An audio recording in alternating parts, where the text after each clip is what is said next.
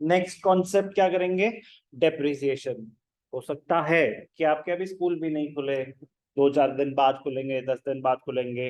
हो सकता है कि पहले आप कैश बुक भी कवर नहीं हुआ अभी तक, सब्सिडरी बुक्स भी कवर नहीं हुआ। प्लीज, जो चीजें हम ऑलरेडी कर चुके हैं वो पैरेलली रिवाइज करते रहना। आप एक एडवांटेज पे रहोगे फॉर द नेक्स्ट 5-6 मंथ्स। अगर आप स्कूल से आगे हो गए तो आप एडवांटेज पे रहोगे, प्रोवाइडेड आप वो चैप्टर ढंग से कर रहे हैं। वरना बस कहने को होगा कि आपने वो चैप्टर कर रखा है, क्वेश्चंस नहीं कर पाओगे तो उसका कोई फायदा नहीं होगा। Depreciation is a very very important chapter, very very easy chapter. इसका पीछे से क्या लेना देना है, आपको दो चीजें आनी चाहिए, जर्नल और लेजर। अगर आपको जर्नल और लेजर आता है तो आप डेप्रिसिएशन कर पाएंगे, अगर जर्नल और लेजर नहीं आता तो डेप्रिसिएशन नहीं कर पाएंगे। डेप्रिसिएशन में जो हमने सीखना है वो सिर्फ और सिर्फ एसेट का लेजर अकाउंट कैसे बनता है, एसेट का लेजर अकाउंट कैसे बनता है, डेप्रिसिएशन की कैलकुलेशन कैसे होती है। तो दो प्री रेक्विजिट्स है, जर्नल और लेजर। आई होप ये दोनों सबके स्ट्रॉन्ग होंगे, नॉट जस्ट आते हैं, बेसिक चीजें स्ट्रॉन्ग होंगी। Rules of debit and credit, when I से जर्नल इट इज एम्प्लाइड कि rules of debit and credit तो आते ही होंगे। सो प्लीज गैप मत आने देना, आराम आराम से चलेंगे, हम भागेंगे नहीं, बट जितना करेंगे उतना डिटेल में करेंगे, अच्छे से करेंगे। आगे बढ़ूंगा मैं। Depreciation, what do you mean by depreciation? Basic accounting terms में कर चुके हैं हम already. Depreciation is the fall in the value of an asset due to wear and tear, passage of time, usage, obsolescence. There are multiple reasons for depreciation. तो sir इसमें अलग क्या होने वाला है कि पूरा एक चैप्टर ही डेडिकेट कर दिया कि डेप्रिसिएशन कैलकुलेट कैसे होती है। अगर मैं बोलूँ कि 4 साल का एसेट का पूरा दिखाओ ट्रीटमेंट, तो ये सब हम सीखेंगे डेप्रिसिएशन अकाउंटिंग में। और ये सिर्फ 11th में नहीं, 12th में भी काम आएगा। 12th में भी इसके कॉन्सेप्ट यूज होंगे, डेप्रिसिएशन कैलकुलेशन के, जिंदगी भर तो होंगे ही होंगे। बट अभी शॉर्ट टर्म भी देखा जाए तो सिर्फ 11th में नहीं, आपको 12th में भी बेनिफिट देगा। Same goes for journal and ledger, same does not go for bank reconciliation statement. वो बस 11th तक का ही था, जिनका हो गया वो आगे 12th में कहीं यूज नहीं होगा, वो अब सीधा कॉलेज में यूज होगा। बट जर्नल लेजर वो हर जगह जहां जहां अकाउंट्स है वहां वहां यूज होंगे। डेप्रिसिएशन 12th में भी यूज होगा, अभी तो होगा ही हो। तो बात मतलब इंपॉर्टेंस बता रहा हूं बस डेप्रिसिएशन की। Coming back to the meaning, depreciation is the various definitions. It is the reduction in the value of an asset due to, what are the reasons behind depreciation? Wear and tear. और with efflux, efflux का मतलब क्या होता है? Efflux मतलब passage of time और due to obsolescence और accident। तो वेयर एंड टेयर समझ आता है भैया, जैसे जैसे यूजेज होता है, कोई घिस रहा है एसेट, छोटा मोटा वेयर एंड टेयर चलता रहता है। Efflux might be a new word for you, तो efflux of time, passage of time. Obsolescence, that might also be a new word for you, तो कोई बता सकता है obsolescence का मीनिंग? कि depreciation is the fall in the value of an asset due to obsolescence. Due to obsolescence मतलब, very good, बता चुका हूं पहले भी, बट गुड कि आपको याद है।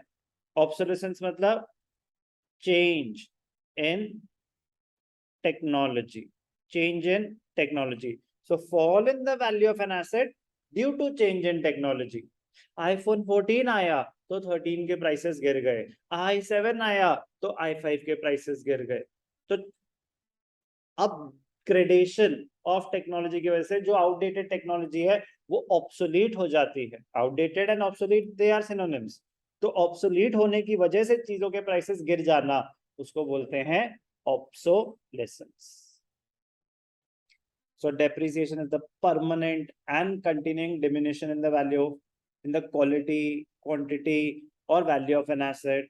Depreciation may be defined as a measure of exhaustion of the effective life of an asset. अब इसमें ज्यादा जान बची नहीं है, तो जैसे जैसे आप एसेट यूज करते रहते हैं उसकी जो रिमेनिंग एस्टिमेटेड लाइफ है वो कम होती जाती है। Depreciation is a gradual and a permanent decrease in the value of an asset. When we say permanent decrease, मतलब आप उसको एक टाइम के बाद रिप्लेनिश नहीं कर सकते. रिप्लेनिश मतलब गाड़ी की एक लाइफ है, आप जितने मर्जी अच्छे से मेंटेन कर लो, उसके बाद वो खत्म होगी ही होगी. मशीन की एक लाइफ है, तो परमानेंट डिक्लाइन है ये. आप जितनी मर्जी सर्विस करा लो, जितना मर्जी अच्छा कर लो, as good as new, my car is as good as new, वो हर बंदा बोलता है. होती नहीं है. मतलब अगर 10 साल हो गए तो 10 साल हो गए भाई, अब इसके 2-4 बचे, कभी भी बिखर जाएगी. यस और no? But sir it is as good as new. हर बंदा जो सेकंड हैंड कार बेच रहा होता है, उसकी वो एज गुड एज न्यू ही होती है. तो लेकिन होती नहीं है. Depreciation is an expense or loss for an entity and is transferred to the debit of profit and loss account. So debit all expenses and losses, and depreciation is transferred to the profit and loss account. Depreciate, okay. Why? तो अब क्या मतलब, depreciation expense है, ठीक है जी, और loss transfer to. Why do we transfer it to the P&L account? To correct the determined profit, to ascertain the correct profit or loss, to determine the correct profit or loss. आपने machine खरीदी 10 लाख की, वो capital expenditure है या revenue expenditure है?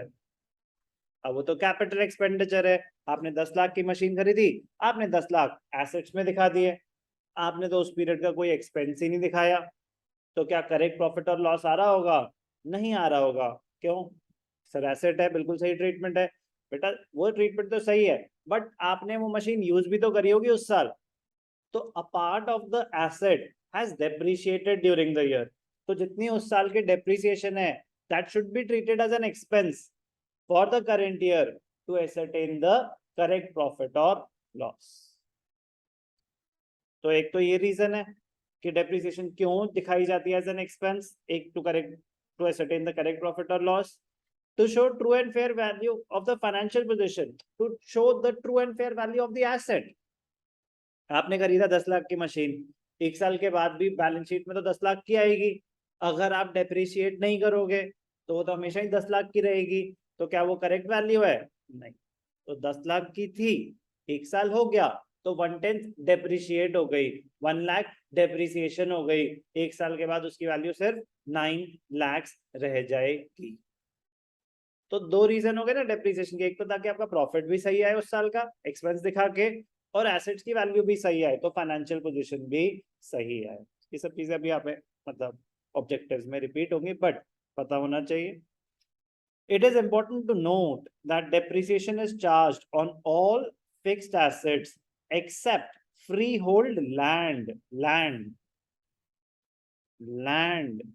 is not a depreciable asset. Land is not a depreciable asset. Land, जमीन, building depreciate होती है. जमीन, खाली लैंड, प्लॉट ऑफ लैंड की बात हो रही है, वो डेप्रिशिएट नहीं होती. उसमें क्या वेयर एंड टेयर? जमीन है ना, खाली जमीन, क्या उसमें वेयर एंड टेयर पॉसिबल है? क्या वेयर एंड टेयर पॉसिबल है जमीन में? नहीं. बिल्डिंग, यस, पेंट खराब हो जाएगा, क्रैक्स पड़ सकते हैं, बिल्डिंग में होता है. तो बिल्डिंग, लैंड एंड बिल्डिंग जब बोलते हैं ना एसेट, तो वो कलेक्टिवली बोलते हैं, तो वो डेप्रिशिएट हो सकता है.